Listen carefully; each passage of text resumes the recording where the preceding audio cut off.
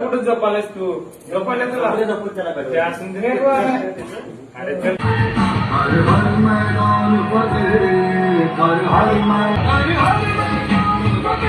तसं मला कळालं की या सगळ्यांमध्ये त्यांची काही चूक नव्हती सर.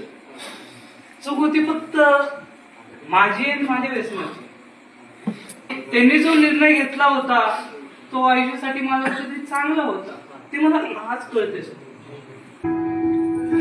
मी आज खूप खुश आहे, खूप खूप खुश आहे. आणि खरंच मनापासून आभार त्या माणसांचे, त्या अनुभवांचे, आणि जे दिवस मी त्या व्यसनमुक्ती केंद्रात काढलेत त्या सर्व गोष्टींचे आभार. असेल ना